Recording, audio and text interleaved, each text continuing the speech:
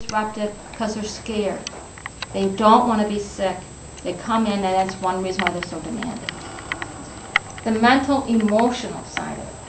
A huge part of addiction of any substance is the mental, emotional. How do I think? How do I feel? And then the spiritual is that inner self. And people define it different ways, but people who are not religiously oriented understand it as hope, courage, resiliency, new possibilities. So everybody has a spiritual side, whether they're religious or not. So, as David said, in the past we didn't see it as often. It's very uncommon to have someone who came in where the primary dependency was opiates. It was not uncommon to have somebody come in who had a primary dependency on alcohol and marijuana, and then later on cocaine or crack cocaine. I've been in this business about 20 years, and I've seen cycles come and go.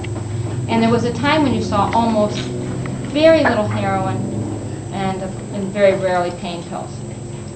But we are seeing a shift in that.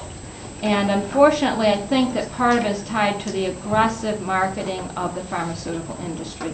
Not just what we see on TV, but what's done in doctors' offices and providers' offices. But that's another story. So anyway, we're seeing now an influx of these patients. They fall under two broad categories. The traditional client, who's like our other clients in that they may be people who are addicted to heroin, or they're addicted to pain pills that they have obtained on the street for non-medicinal purposes. For example, a young woman comes in, she's addicted to pain pills. How did you get your pain pills? My grandfather has cancer, and the doctor writes hydrocodone prescriptions for him, and he doesn't take very many of them. So I started taking a couple. And then I started taking more, and it wasn't until my grandfather's prescription was gone that they realized he wasn't using all of them.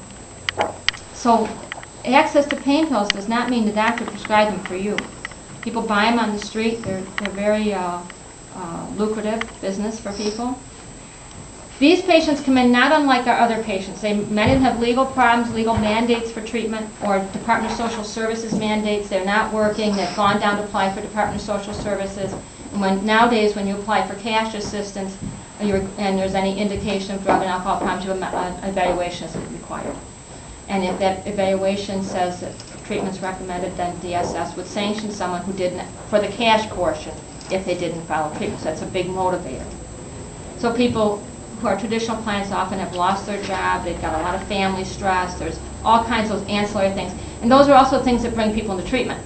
The probation officer, the parole officer, the pending court date motivates treatment. But we're also seeing more non-traditional clients who come to us. They had a chronic pain situation for which their doctor prescribed pain medication appropriately.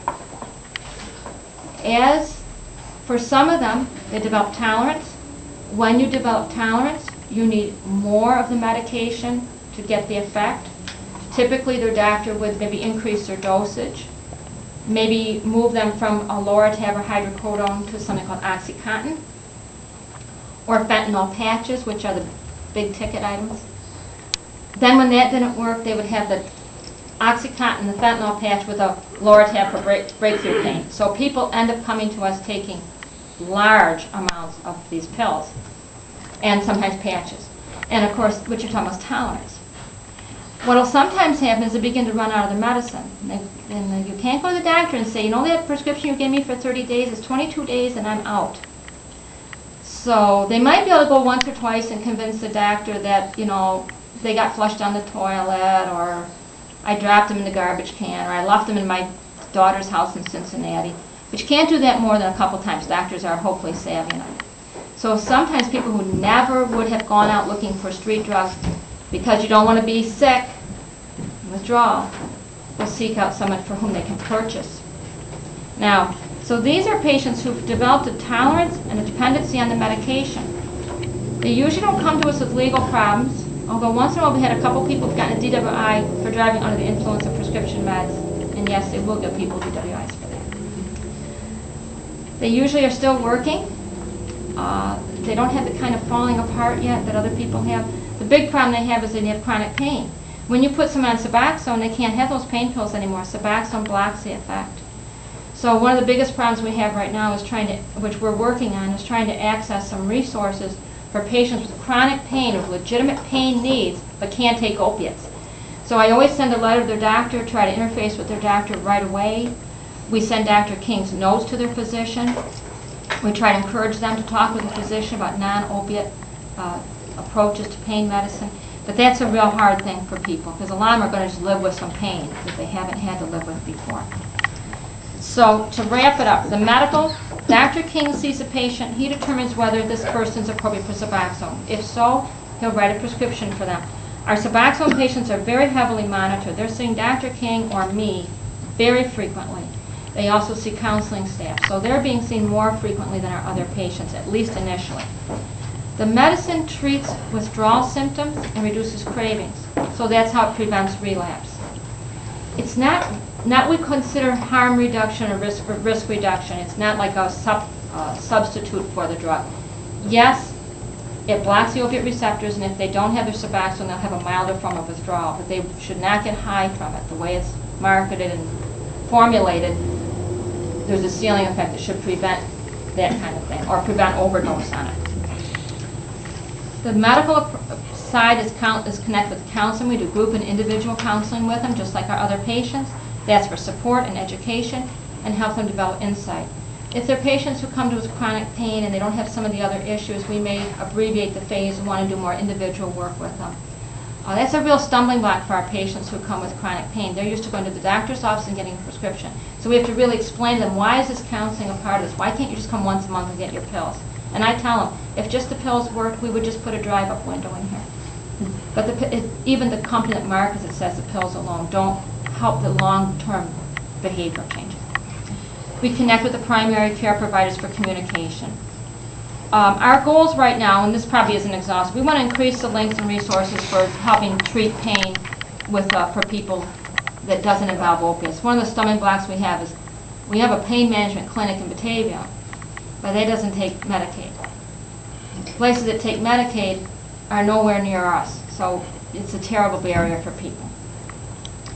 We're going to start working with prevention a little more, so that to let people know, if you're prescribed a pain pill, don't leave it sitting on your counter when you're having a workman come in your house. People steal those things. Don't leave them out if anybody in your family has an addiction, or if you've got young teens that might be experimenting. We want to increase the awareness of the medical providers. How can medical providers recognize the early warning signs that somebody might be getting into trouble? Because what they do is by increasing the amount of medication and increasing the strength of it, it just sort of increases the likelihood the tolerance is going to continue. So it's hard for the providers. We want the community to have more understanding. We want to help the family members understand. Many of them don't understand the addiction to pain pills. They know they don't like it, but they don't understand what Suboxone is designed to do. We're trying to work with families more and have more options and resources. So that's all, in a nutshell, what we're trying to do with this new program. So, questions, comments, whatever. How many patients do you have right now? When the physicians are allowed to treat now up to 100 patients. And Dr. King is nearing that. Between Orleans County and Genesee County, he's probably around 85 patients.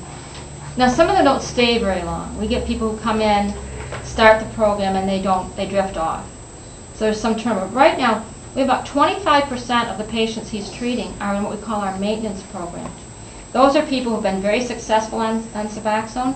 They've followed all of our strict parameters. We have a lot more controls built into this than even our other aspects of treatment. They've been successful.